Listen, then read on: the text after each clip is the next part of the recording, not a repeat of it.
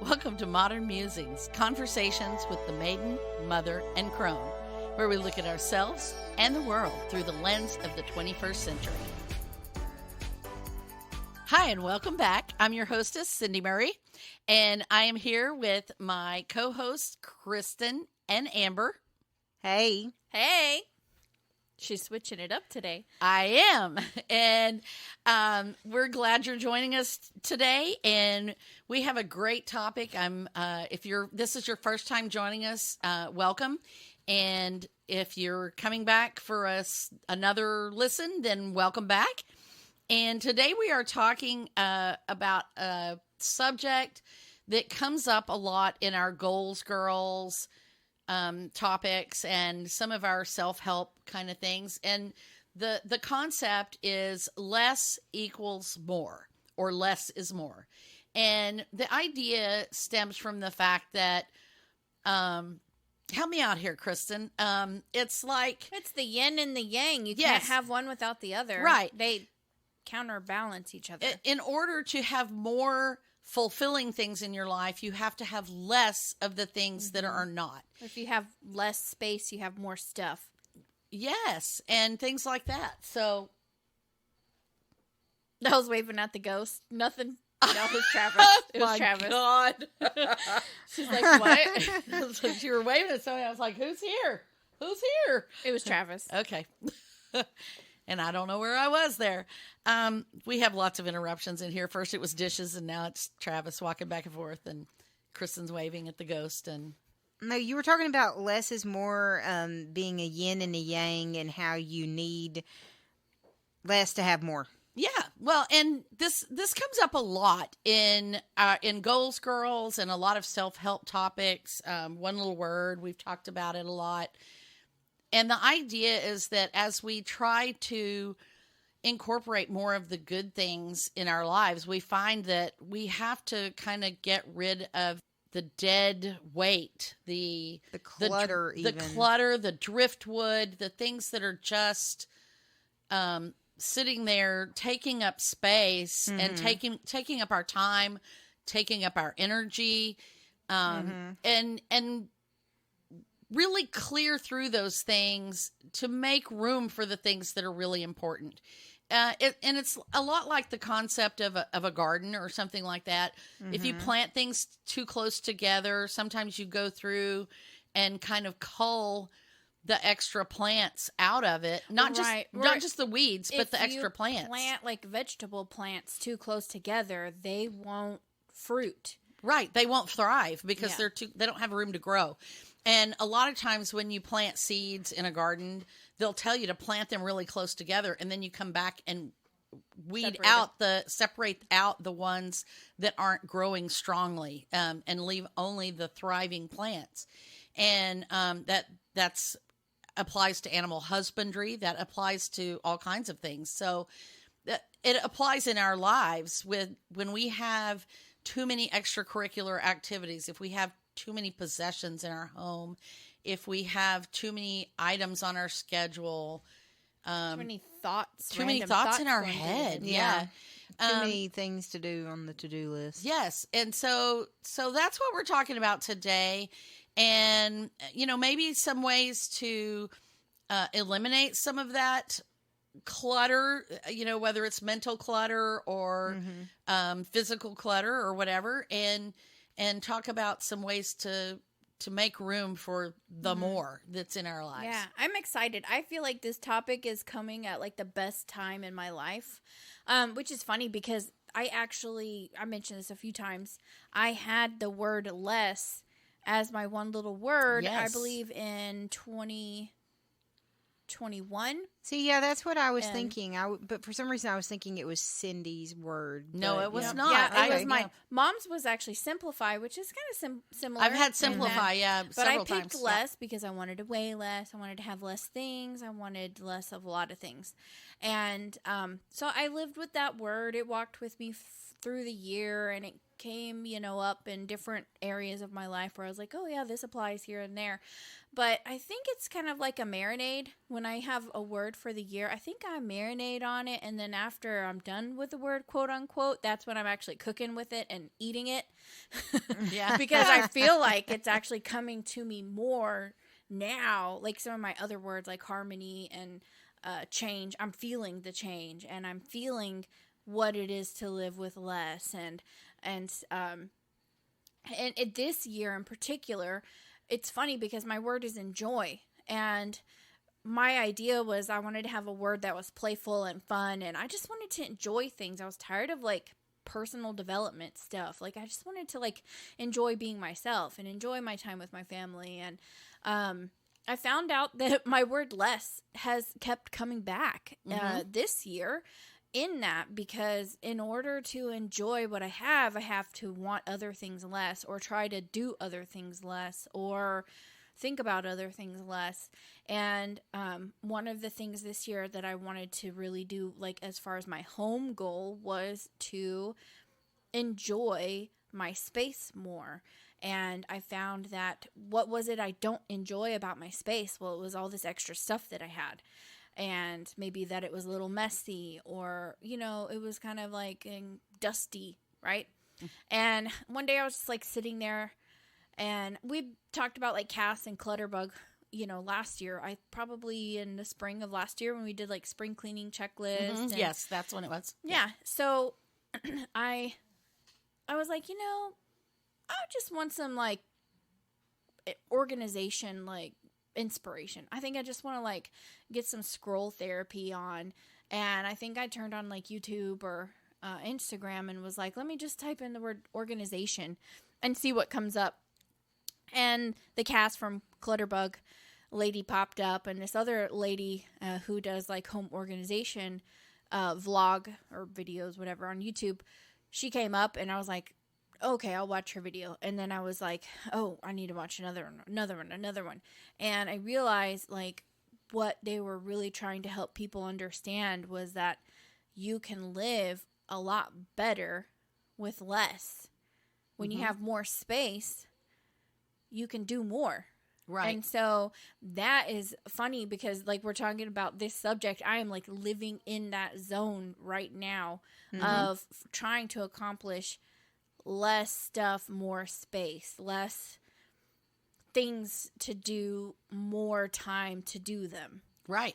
Yeah. And one of the things that I liked on one of the videos, she's called The Minimal Mom. We'll link her on Heard It on a Podcast.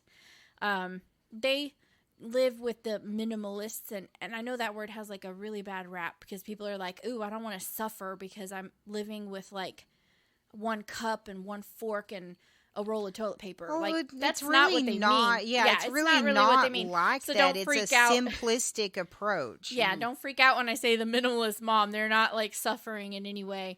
But she talks about children thriving when they have less to manage. And I think about my kid in her room trying to play with her toys when she can hardly get to them because there was too many. Yeah. And when we kind of like took this spring and like did a little bit of decluttering and aged out a lot of her toys and aged out a lot of her clothes, we found that she is actually maintaining her room better. She's keeping it cleaner, but she's also playing more because she has can more get room, to yeah. her stuff. Right, Yeah, she's right. being more creative too. Right. So I really liked that. And it's so wonderful, like, just seeing her thriving in her space. And it's really rubbing off, too, because my husband is probably the most resistant. Well, I would say my child was, too. You know, kids are really attached to everything. Every, like, scrap of paper and wristband from every place. My husband's the same way. He cuts it off and saves them. And I'm like, you don't need to save that, you know.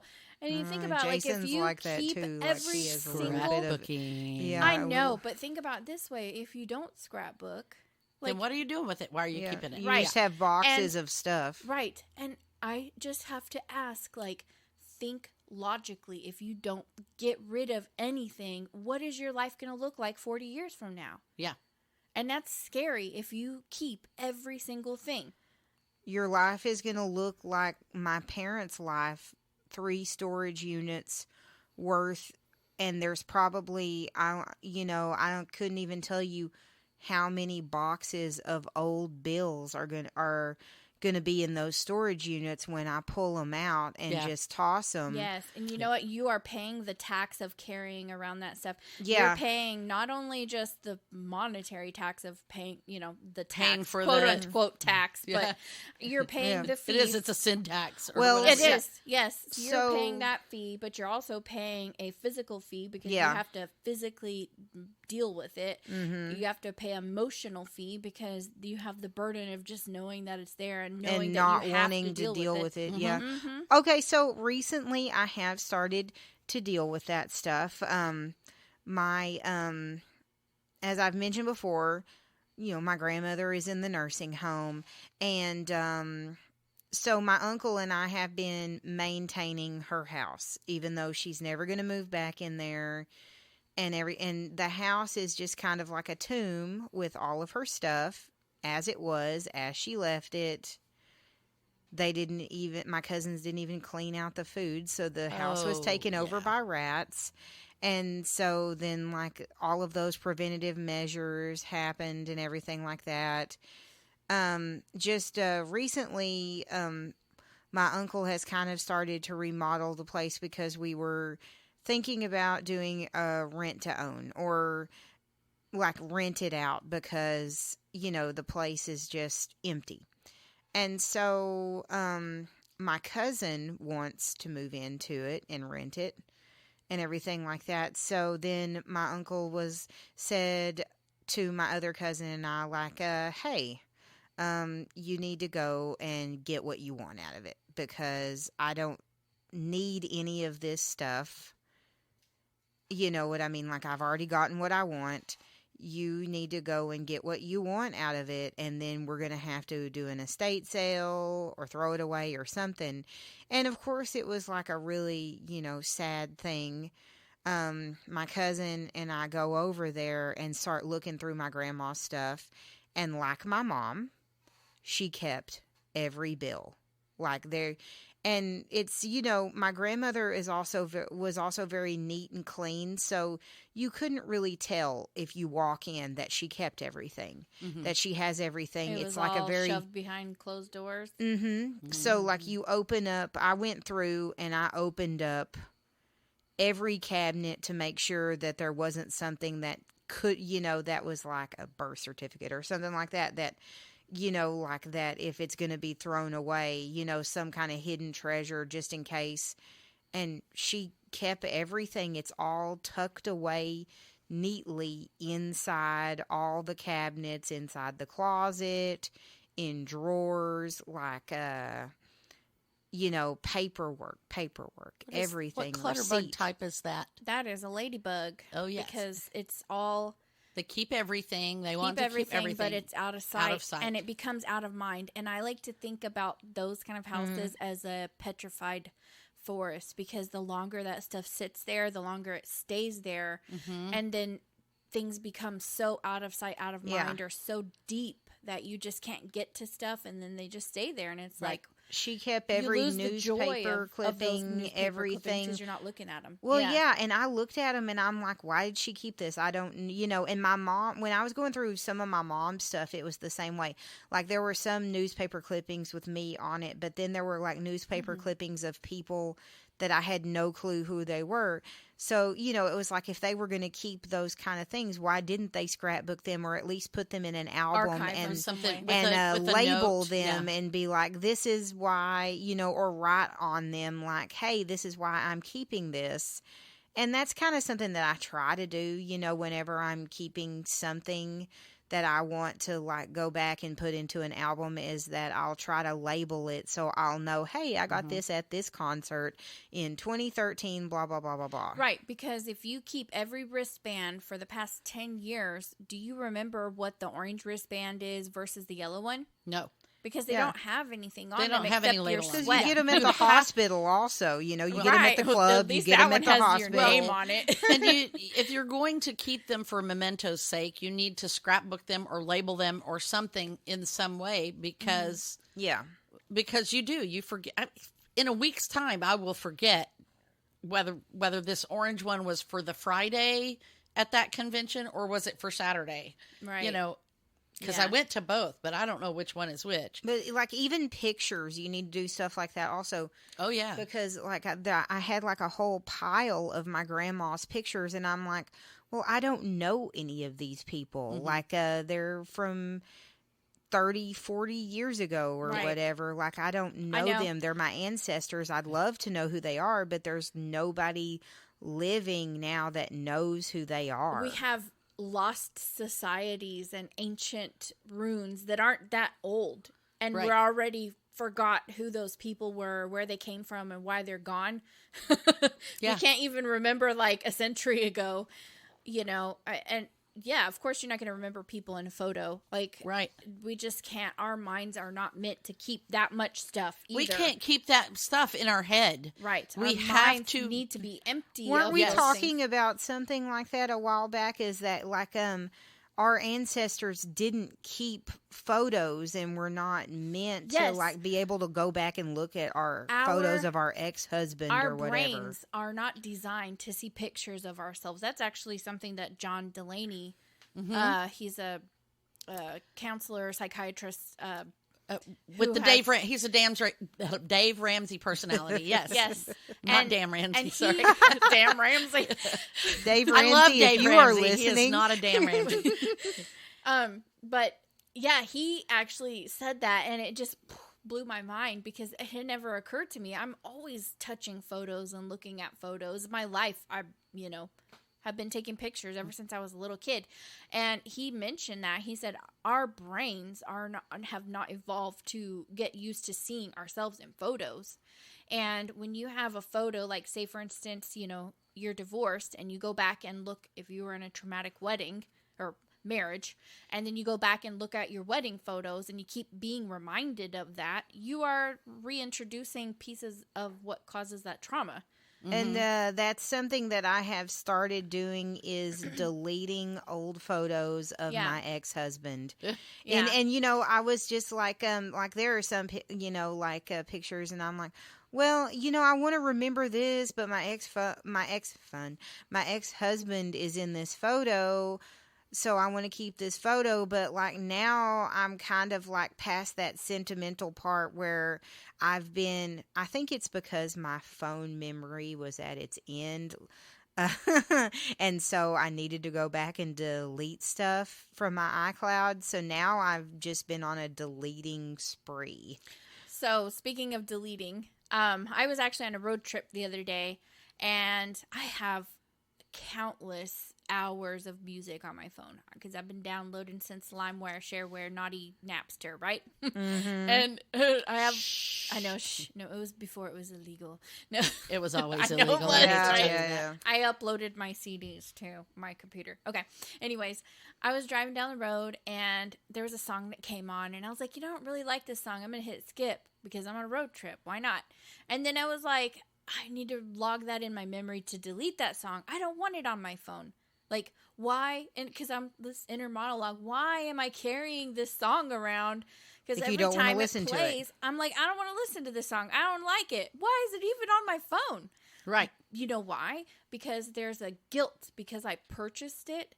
And back in the day, you purchased something like an MP3. You kept that sucker because it was expensive. Yeah. Right? Yeah. Well, and we do the same thing with clothes, with dishes, with food. We buy food that sits in our pantry until it expires. You taste. See, you I buy a don't bag have of that popcorn and you don't sentimental like it. thing. Like, I go through like every few months. Like if I see food that I haven't touched, even if it hasn't expired yet, I'm like, I'm not going to eat this. Oh, And- that's nice. You throw it away.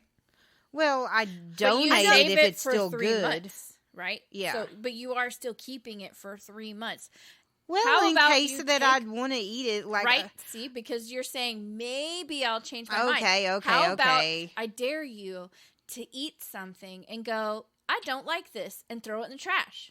Right. True. Why Or- can't we do that? And if you have multiples that are unopened or whatever, donate them Donate to the those. food bank or Yeah, whatever. Yeah, that's don't what I send was it. talking about donating. Yeah, don't send it to to the landfill. We've got enough stuff in our landfill. Well, but- okay, so it was like that box of like protein bars that I sent Travis that Oh yeah, one day. he loved those. Because I had them in my cabinet forever, and I'm like, well, if I'm like desperate, I'll eat it. But then at the same time, I'm like, I don't really like this brand, so That's a I'm going to give it to scarcity somebody else. mindset. That's a scarcity mindset that says, "What if I need it later?" So you think It's a super if- broke mindset. it yeah. is. Because what happens is if you did throw that away and then You the ran out of apocalypse food, happened, yeah. you would have been like, dang, I wish I hadn't thrown those candy bars That's away. why I kept my canned goods forever. I finally, I had so many canned goods that were expired because COVID happened, and I was like, oh my God, there's no food anywhere. I've got to keep these Yeah. canned goods in case. Right. Here's how the less becomes more, because you shed that extra that you don't want. You give it to someone else by donating it. It gives That's you a good feeling. More Yeah. food for other people. Well, I'm It is. glad And Travis liked those. Yeah. Like He that, did. that Well, put it's- me in a better mood just It now. is. You're He you're ate 'em in, like, creating a week. more for someone else who has less. Mhm. You're creating more giving spirit in yourself by giving that. You get those An feel endorphin. good, that endorphin rush Mm-hmm. from giving things to people who need it. And you're also giving yourself more space in your pantry to put things in it that you really do love, Mm-hmm. the things you really will eat. And it just keeps going. It's like a snowball effect. And the Yeah. more you do it, the more it builds and builds and builds. And there's no end to the benefits and the mores that come from just that one less. I think sometimes it's a doomsday mindset because it's like the apocalypse is coming Well, and I need to have food. They actually call it a scarcity mindset. It Yeah. comes from people who have post-traumatic stress from poverty or things like that, and it's a very real thing. And So doomsday preppers are like scarcity preppers? to sometimes possibly, but the actual scarcity mindset, I need this because I might not have it. Or I might need it later. I might when need I it don't- later yeah. because I won't have money to buy more. Well, that's That one definitely is. Like my grandmother was definitely like that because when we were throwing away stuff in her kitchen, she would keep just cups from hotel rooms from when her and my mom would go and stay at different hotel rooms. She would keep all those things. However, I didn't throw them away. What I did is I took them to my classroom and gave them to my students. That's good. Yeah. I like repurposing those things. I like when you can take whatever you have too much of and make it less in your own space by giving it to someone else who might appreciate it. Because your students might look at that and go, this is the cup that Miss Garvin gave me, and this cup is special because she gave it to me, and it's like one of my favorite places to go to, or it's a place I've always wanted to go to, Yeah. or for whatever And reason. you don't know, those kids might be drinking out of McDonald's cups at home. That's true. That's Yeah. true. You just never know. But I do My like grandma that. had a bunch of those too. Yeah. So This does my Depression husband. era mindset for sure. Yeah. Well, and people who grew up in that Depression era very much had that lack mindset, and that's a often they generational carried trauma. that generational trauma down to their children. And I'm the victim of that because my mother had that trauma because her mother had that trauma, and I grew up also with that lack, and so I have that lack mindset, and I fight it all the time. And I'm not saying just throw everything away. I do not believe in that. We already live in a culture, of fast fashion, of disposable things, and I don't agree with that. I think I feel bad doing that. I want to give it to somebody that's going to use it, or give it to a donation place that's actually going to use it. right. Not turn around and sell it for profit. Well, I mean, a lot of places do that, but homeless shelter or something like that, Mm-hmm. like a place that's actually going to use the clothes, not just throw them away or sell them to China for thread. Best thing to do is to call around local places near you. One of the ones that people possibly may not think about is nursing homes, Oh, yeah. because a lot of those people may not have a lot of family connections anymore, and they probably are going through That's a good thing to Right. do with old stuffed animals as well, and Yes. children hospitals. Yeah. They have to be because- cleaned, though. They have Yeah. to be cleaned. So, Yeah, but call your nursing home and ask if they need things like bedding, clothing, craft supplies, games. Even some of them will take certain types of toys, like you said, stuffed animals, Local balls. schools as well, like especially for the toys After-school and the programs, craft supplies. I know my students use all the craft supplies that you have donated to me, Kristen. Yay. And everybody else that has donated to me this year, we use everything. All the paper, everything. Awesome. I feel like when I did the decluttering in my craft room, because I went through every single piece of paper and I said, I don't love this piece of paper. I kind of did that Marie Kondo thing and just went, I don't really love this paper. So why would I use it again? It's a scrap. I got rid of those. So I just kept the stuff that I really love. I felt a lot more inspired to do more artistic stuff when I had just the stuff that I love, not the toaster crumb leftovers that I kept trying to force myself to use, because I was like in this waste not, want not mentality of you got to use all the scraps until all the scraps are gone. Then you can use a new fresh piece of paper. But what ended up happening is I got down to where the scraps were scraps of scraps of scraps. And I was really getting into like this, I don't like know how to use creativity this. block. You are, yes. Yeah. I don't know And, what to do I with was this really now. stretching Yeah. my creativity there to try to use stuff. Like my last December daily that I used was the scraps of the previous year. And I didn't even realize it because I had so much stuff in my room that I forgot that I had a whole box of brand new paper that I had bought the year before, because I said, I'm not going to use scraps next year. I'm going to buy new paper. So I bought new Christmas paper, put it away, and then I couldn't find it. So then I forced myself to use the scraps again. And it was the most uninspiring. I was so disappointed. And then when I was done in March and I was like cleaning out the room, I found all the Christmas paper. And I was like, oh my gosh, it would have been a game changer to have actually like enjoyed doing my December daily with like nice paper. And so it was nice to let a lot of that go. And I can count like 2 things on my fingers that I got rid of. That's it. Like I gave away boxes of stuff and I can only count 2 things. You can't even account for the things I that you get. even You don't know remember. what you get. Already it's gone. You don't miss it. I don't You miss don't it miss at it. Yeah. all. And there's so many other things, like I now have a little basket by the back door or kind of by the garage, because I'm in like this mode now, like my mindset has shifted. So whenever I open a drawer, I see things automatically that I'm like, I don't need that. Like I identify now that, oh my gosh, I have all these things. I'm not in that mode anymore. I'm in, I don't think I need that anymore. Or, oh wow, I didn't realize that I had 8 whisks and 3 of them are broken, but I still have them. Why? Because they were my great-grandmother's, and because I felt like if I had all 8 whisks, I was still connected to her. And really, We've that's talked about one that thing, guilt before we've talked as well. about it Yeah. on the podcast. And you know what? Like, I loved having her whisks, and they were probably older than dirt, and I used the heck out of them, and then I got rid of them.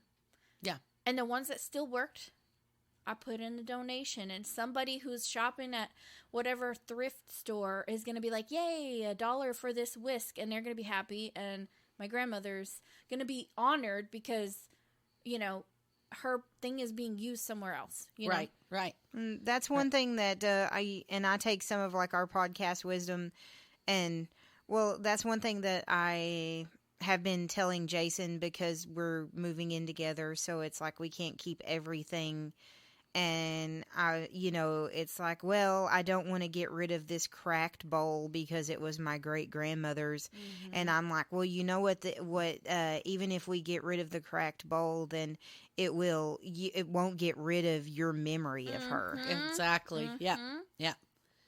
When Travis and I moved in together, he had a whole house of stuff, and I had a whole house of stuff. And at first, we were like, "Ooh, more is more." Right? Because now we were like, look at all the DVDs we have. When we put them all together, we felt like we had the whole collection. Yes. We really did. We could watch anything we want. Blown away at how many movies we have.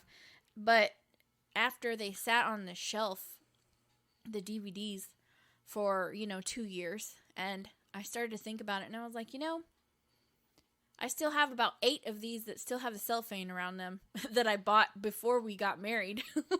Oh my gosh, I was like that also before I consolidated mine. Like a few of the movies that we actually took out of the case to watch, and I was like, wow, those sure do take up a lot of space for considering that we only used it twice in the past 2 years. I mean, it's interesting that people that DVDs haven't gotten extremely cheaper because of streaming services. You can pretty much get almost any movie now. Yeah. Even movies that they never came out on DVD, you can probably find them on Amazon. Movies, really weird, obscure movies from the 80s that never made it to DVD. Yeah, there's a few of those where I'm like, dang, I'm waiting, but honestly, my DVD wish list that I have on Amazon that has over 200 DVDs. Thank God I didn't buy all of those DVDs. I'm looking back now and I'm like, I'm so glad I didn't waste that money. Right. I've done that too. Now it's just, what am I going to watch on Netflix? Let's look on Amazon DVD list and see, because half of those. Yeah, because it's stuff you want to watch, right? Right. Yeah, let's talk about the more again, because we've talked about decluttering. Well, and we've talked about decluttering our houses a little bit. More equals less. Also, the equation. Yeah, math. More equals less. Less equals more. Well, yeah, the more you have, like you were talking about Raina's room, the less room that you have. Right. And I remember living with my ex-husband, and we had combined houses like you and Travis, and then we had taken a bunch of my mom's stuff before a lot of her stuff got thrown away and everything like that. So we had we had a 3-bedroom house that was stuffed full of stuff. Mm-hmm. And I couldn't even go through it because I had no room to go through it. Right. And I was just coming home from work and walking through a trail in the living room to get to the bedroom, and there was a trail in the bedroom to get to the closet. And, you couldn't do anything because there was no room to do That's anything. That's the way we felt when we lived in the apartment complex. Yeah. You did live like that in the apartment, yes. We moved to a smaller house, and all that stuff got piled up to the ceiling. Right. So whenever I got a divorce and I moved, my ex-husband took a lot of stuff, but I just donated. I went through everything and I donated. I even donated furniture. I let people come pick it up. I sold a bunch of stuff. And then I kind of took a minimalist approach when I moved into my new apartment.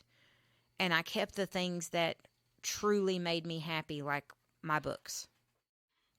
So, after taking that minimalistic approach and only having the things that I loved, it really lessened the load on my brain as far as the clutter around me. Mm-hmm. And that's definitely something to be said about less is more as well.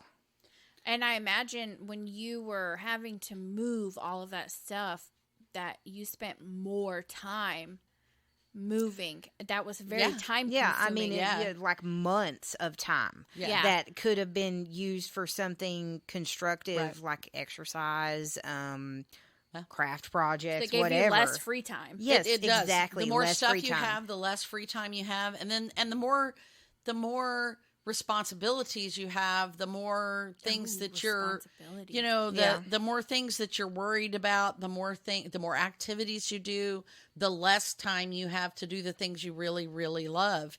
I've found this as well. You know, I get myself involved in this or that little pet my project. God, she and says yes to everything, people, everything. and you know, and then Like and that then, Jim Carrey movie. Well, and at Yes, some point, man. at some point, you get to where you're just like, why am I doing this? This is not bringing me joy, and I'm doing so many things, and now I can't get to the things that I really want to do. And you have to stop and ask yourself, what do I really want to do? And That's a tough question. well, it is, and sometimes it takes a lot of shadow work or, you know, just Yeah. intuitive work. When you spend a lot of time shuffling everything around in your life and juggling it, you lose sight of what you love. Well, and you waste a lot of time, because if you have, if you're juggling 5 balls, there's usually one in each hand and three in the air at any point in time, and you're not really paying attention to all of them all at the same time. So you spend a lot of time Touching on them really quickly. yes, and when you can eliminate those, it's a lot easier when you have fewer things, because you can spend more concentrated time. You can really work on whatever it is, and you know, sometimes you can make some of those projects go away if you can just have less items on your plate for a short time, concentrate on what really matters, and move those things off the plate, and then pick up something else, rather than having 5 things on your plate at the same time. You rarely eat a whole plate of 5 things. You're going to have a little bit here, a little bit there, a little bit here, and you wind up leaving a lot of food on your plate. If that makes sense. Yeah. Actually, Yeah. speaking of plates, you made me think of one that's a good less is more.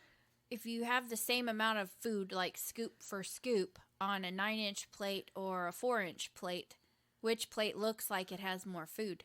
The 4-inch The plate. smaller plate. Yeah. And that's So use a smaller plate. absolutely. Right. When you have a house, going back to things, sorry. If you have a house that's like 5 bedrooms and it's empty, you're going Then to you want to fill fill it up full of Yeah. stuff. Same yeah. thing with your day-to-day life. If you Oh, yeah. don't decide what it is that you love and want to spend, everything else Will fill up up those that spaces. time. Or It you does, get it bored does. and you just start doing Find- stuff that start you finding things to don't Yeah. really want to do. It's Yeah. So get rid of the things you don't want to do. Either do them and get them out of the way, or find a way to not be responsible Ooh, for what them. is You that know, thing Eckhart Tolle says? Enjoy. enjoy it, or acceptance, enjoyment, and enthusiasm. I believe was what it was. Yes.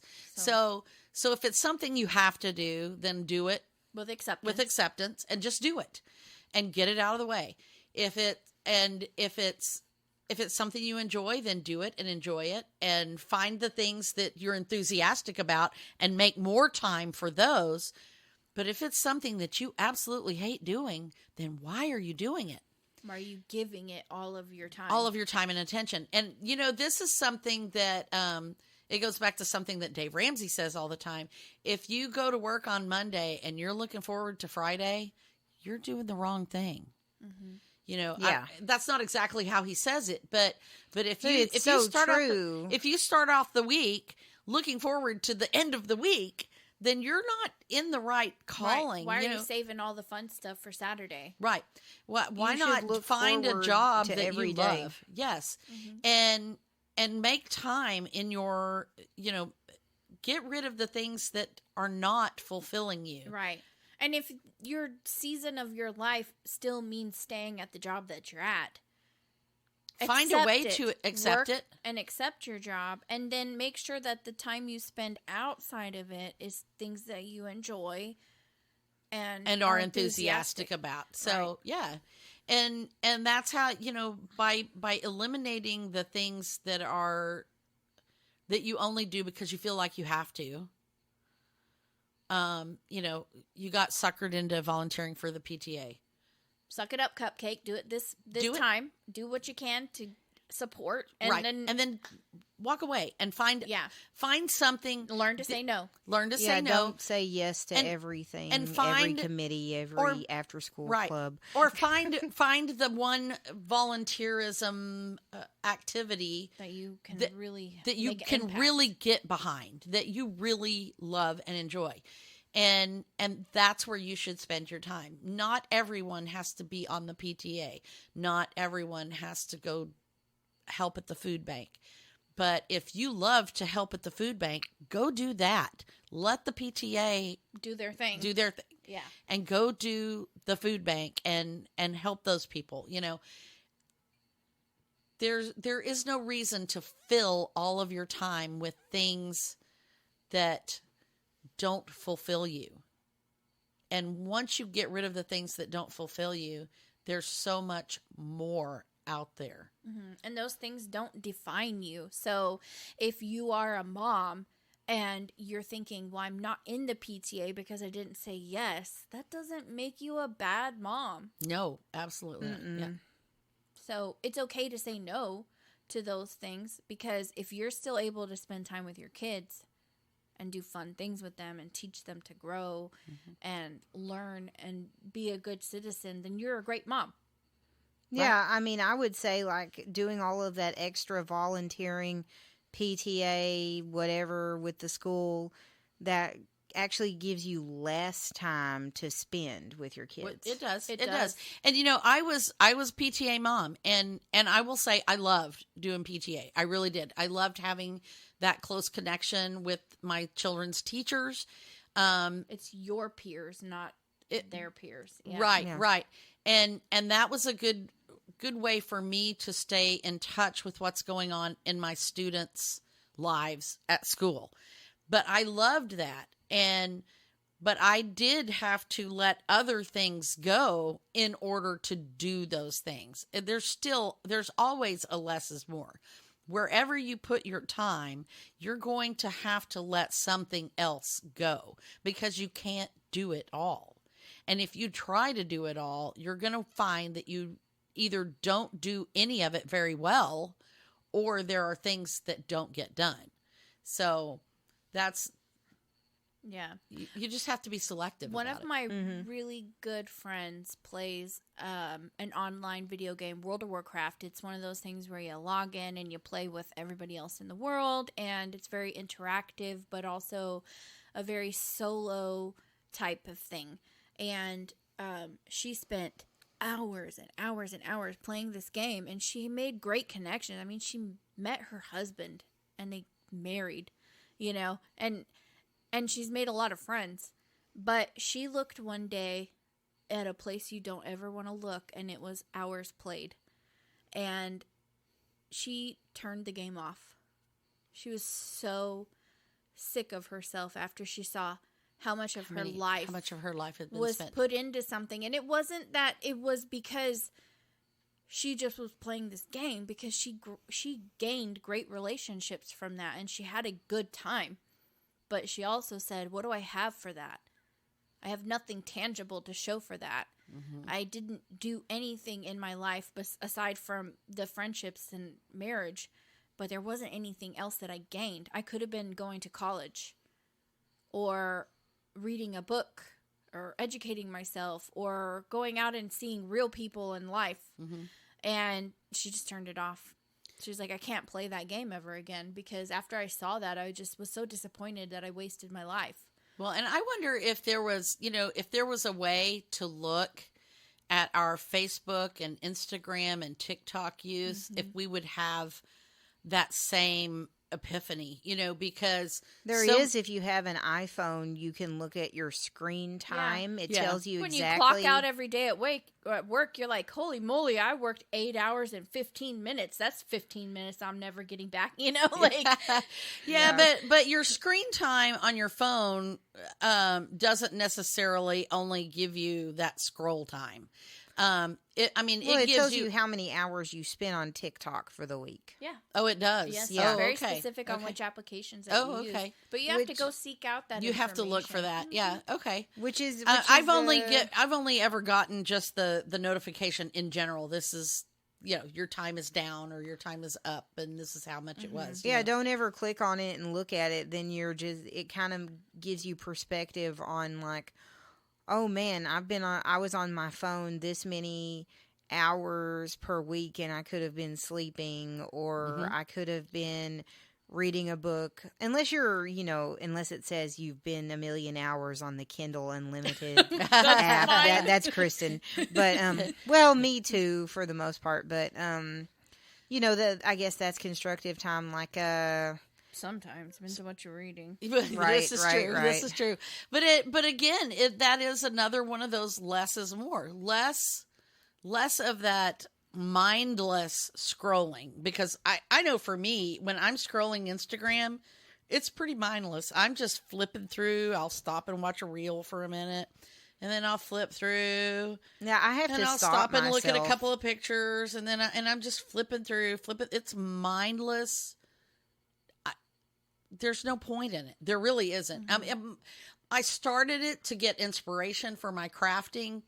Now, most of the time, it's filled with advertisements, videos of stuff I don't care about, and and I'm just flip, scroll, and I found that when I put Facebook app, you know how on your iPhone you can put them in those little folder box in things. a box in a box kind of thing. Yes, when I put Facebook into one of those sorted category boxes on my You don't phone, want to click You don't on open it it anymore. anymore. I don't click on it near as much. And Yeah. I did that around the time all that crazy stuff in January of 2021 was happening. And because I was cleaning out my phone. It was New Year, New Me, and I was kind of like, you know what?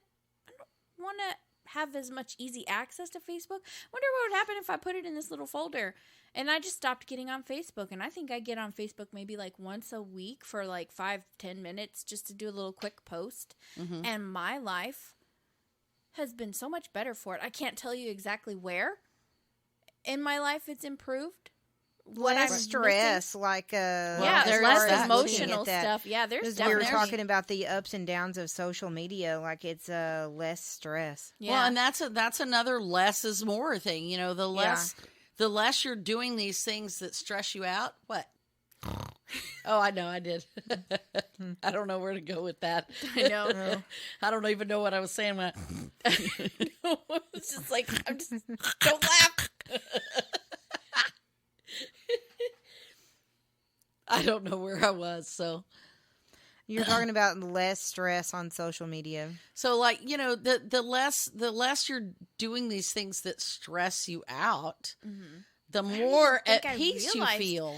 Yeah, and that's where I'm saying, like, I don't. It's like a even think I silent was. stress. It was, yes. It's like Looking at other people's the lives silent and just reminders and the silent ads and stuff. Oh yeah. The jerks. ads increase that, I think. No, I think really yeah, do. the ads really do stress me out. Like I really don't. That's why I don't get on Instagram, because the ads. And I used to love Instagram. Me like, too. The only reason I get on Instagram now is to post for Modern Musings and to post for like my own personal business. I don't get on there for fun. What is that social media thing? It was like a movie that you watched. The Social Dilemma. And Okay. Yeah. and they were talking about not even necessarily, I mean, ads play into this too, but I highly recommend The Social Dilemma. It was a docudrama is what they call it. So it's a documentary where they've dramatized certain events around this family and how social media affects their interactions with each other in the world. And it was very interesting. And you don't realize how much social media impacts your day-to-day feelings, your emotions, and your reactions to things. And they were showing how those feeds are targeted to keep feeding that stressful content to you, the more and more and more, and it agitates you and then causes you to do more. And the more you see, the more you consume. Similar to like the photograph, how our brains are not designed to see a photograph of yourself over and over again, or at all in general. When you think about a person going home to their small unit or solo, their brains are not designed to be inundated with other people's opinions all day either. All day, right. And that is what social media has delivered to everyone. It has brought everybody else's opinion into your household. Because before someone decides they want to call you and chat you up, you just don't answer the phone and you pretend like you're not home. Or they're there for a few minutes and they leave. If they come over. If they come over. Or or you talk to them for a few minutes and they leave.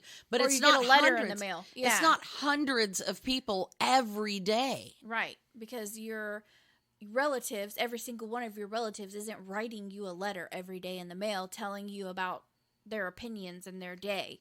Yeah. Whereas now you get every single family member and every single friend, even the people that you're not really friends with.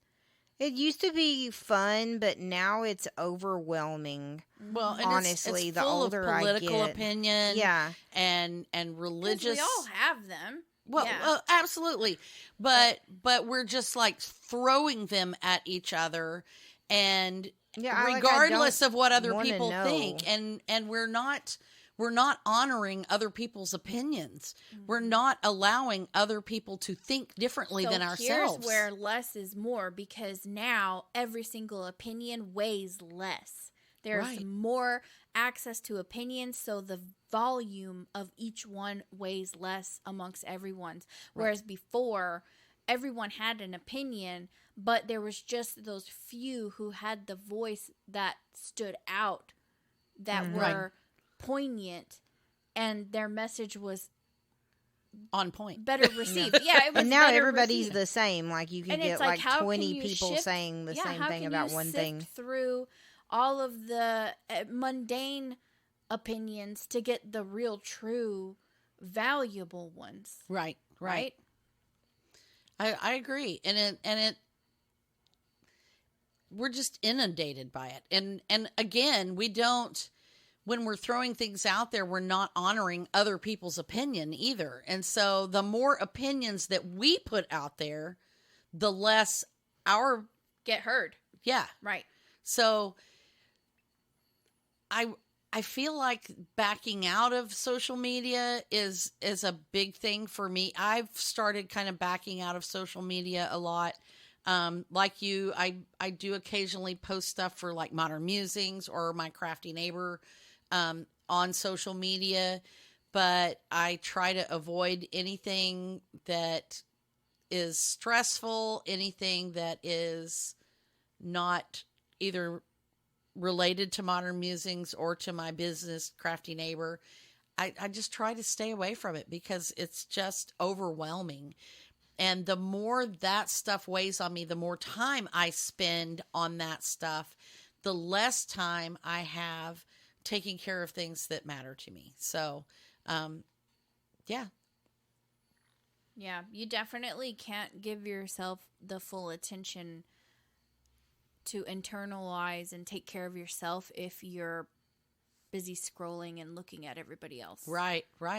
And I used to sit, I would always scroll through my Instagram at night before I went to bed. And this is pre-Facebook Meta owning Instagram, I guess, because there were far fewer ads. And, I would scroll and it would take me 30 minutes or an hour maybe. But that's like an hour or 30 minutes of my day that I could have used doing something different, like crafting or reading a book or crocheting a scarf. Right. And those things mean more. Mm-hmm. So when I'm talking about less, do less to do the things that mean more. Yeah. So the less really does mean more. That's a good point too, because if you think about, yes, social media, not to like keep harping on how it's bad for the world, but the more we have everyone like logged in, the less we do for the actual community, because when we're you're not just interacting talking with the humans. talk, you're not actually walking the walk. And we're not Right. interacting with each other. Also, I think it's a social regression in a lot of ways. yes, it is. We, in Well, fact, a lot of sure, being more social is less social. well, because we're not. I see this all the time.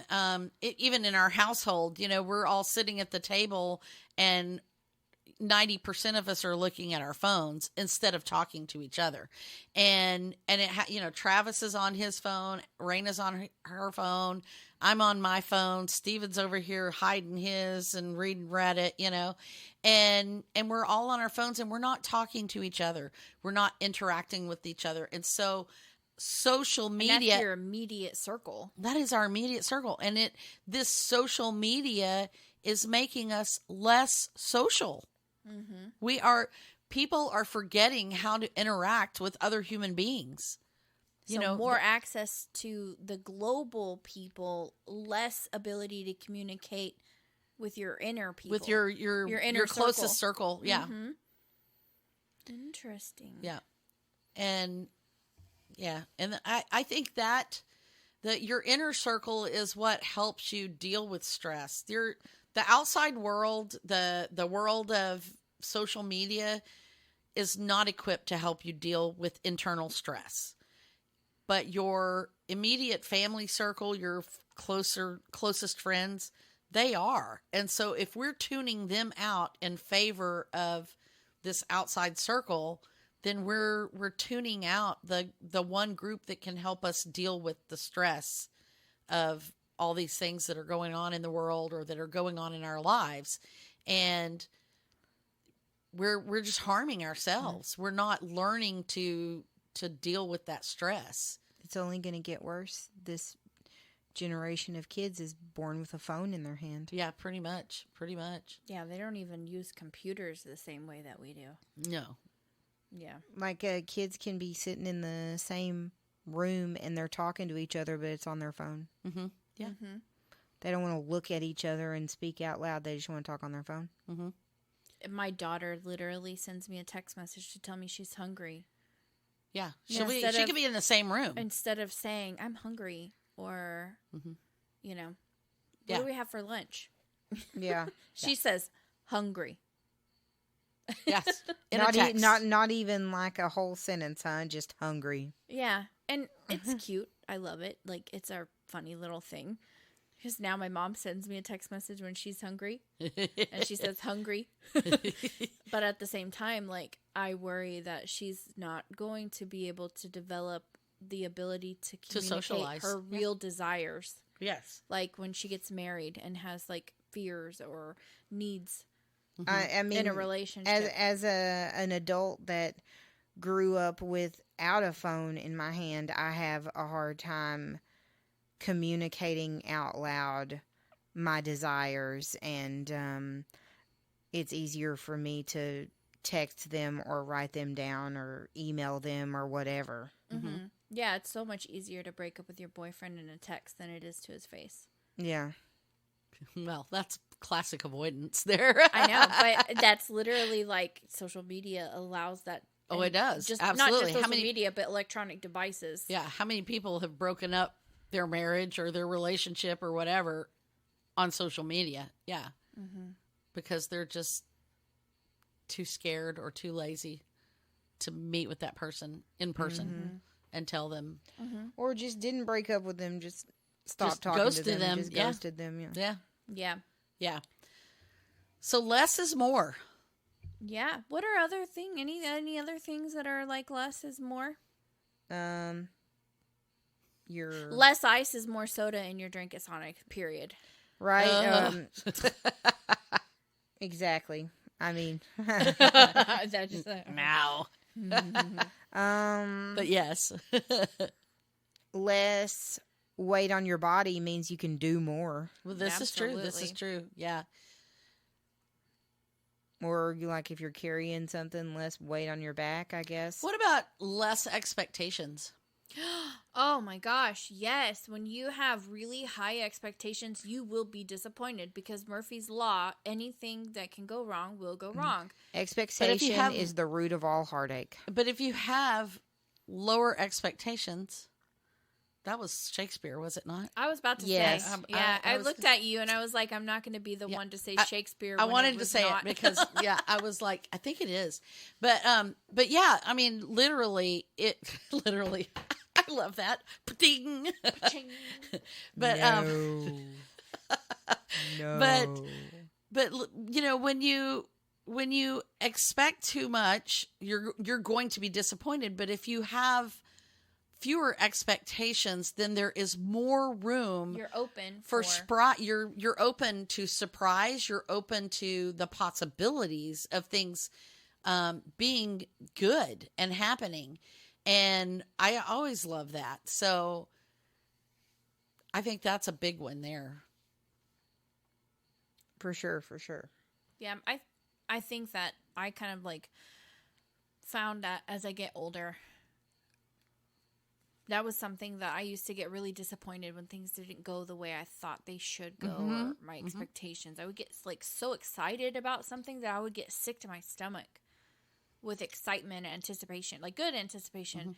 And then when the thing would happen or whatever, it was never what I thought it was going to be, and then I was Yeah, disappointed. because you built it up in your head, Right. and then it And just then you Well, I'm carry really that good. play out. I'm really good at telling stories to myself of how it's going to go down. Right? I'm a writer. I'm an artist, so I create these little vignettes in my head of what this birthday party is going to look like, or what this dinner with the family is going to be like, or how this camping trip canoeing down the Brazos is going to go.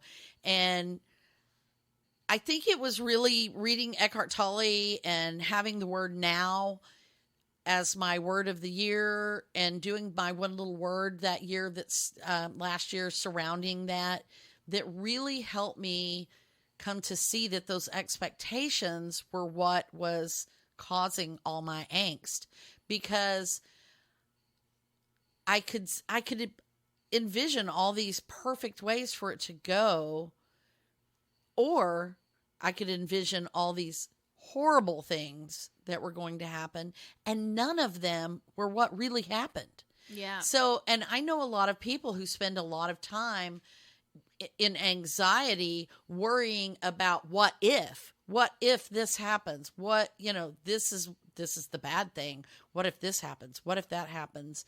And driving themselves crazy over it. I mean, like hurting themselves emotionally because they're afraid of all these terrible things that are going to happen, or that could happen, when 99.9% of the time that is absolutely not what is going to happen. And when you quit worrying about what's going to happen, and you quit expecting what you want to happen, and just let things happen, the possibilities are endless, and they are so much better than you could ever imagine. They're wonderful. Absolutely. Being open to possibilities. And accepting what ones. is. Yeah. Accepting what is. And that's another part of that Eckhart Tolle, concept of living in the now.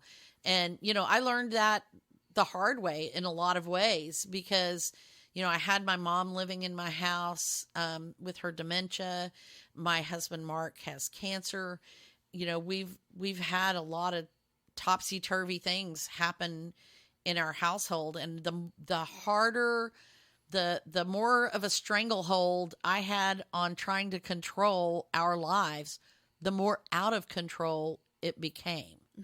And the more I just let things happen as they are, the more at peace all of us are.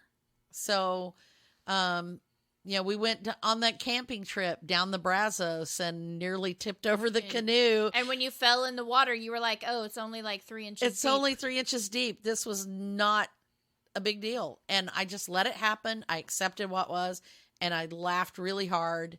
And I learned a big lesson about expectations and letting go of what those expectations are and just enjoying what was. Yeah. And the water was really cool. It felt really good. And it was funny. And it was funny. I laughed really hard. So does anybody else have any other comments there to add to less is more? I'm sure there's a ton more things to say. Oh, I'm sure we could do like a whole other podcast on it. This is a huge topic. Like I've mentioned, this is a Goals Girl topic that comes up frequently. It comes up in one little word. Every goal setting system I've ever used always talks about it. Self-help, my therapist talks about it. It's a topic of conversation at our dinner table almost every night. Yes. And right so, now. Yeah. Well, and like I said, not just the getting rid of the things in your household, but doing less things and having less stress and making room. That's the key right there. Making room in your life, in your mind, in your space for the things that really matter the most. And so that's what it's all about. So what is our topic next week, Amber? It's going to be sugar-free recipes for the summer. Ooh, that sounds awesome. Yes, I'm so excited. Come prepared to talk about summer foods. Oh, yeah. Come hungry. Maybe you'll come up with some ideas. Come hungry, leave happy. There you go. Where does that come from? I don't know. That's A food place. Yeah, food yeah, place. that's some kind of restaurant. Who is that? Oh, gosh. Hi. Wow. We'll figure it out. Come back next time. Maybe we'll know the answer. Yeah, right? We'll link it on the Heard It on the podcast. There, how about that?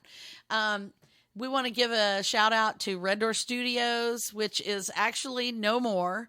And now they have kind of melded into Cake Mix Studios. So we're going to thank Cake Mix Studios for the rental of our gear. And we want to thank Creative Audio Tech for our sound design. And we want to thank all of you, our listeners, for coming back week after week. Hey, get out there and give us some feedback. We need likes. We need subscribes. We need you to share this content with your friends and your family so that we can get out there and share the words that we have with other people. And if you're not reading the blog, then you're missing out on a big part of the story because we have blogs come out every week. Yeah, and comment on our blogs. Absolutely. And leave us a review. Yes. Give us some stars, give us some hearts, whatever it is. But comment. Yes, comment. We want to hear what you think. We want to hear your side of the story. So, that's it for this week. We'll be back next week with sugar-free recipes for the summer. And we hope you'll join us then. Bye. Bye.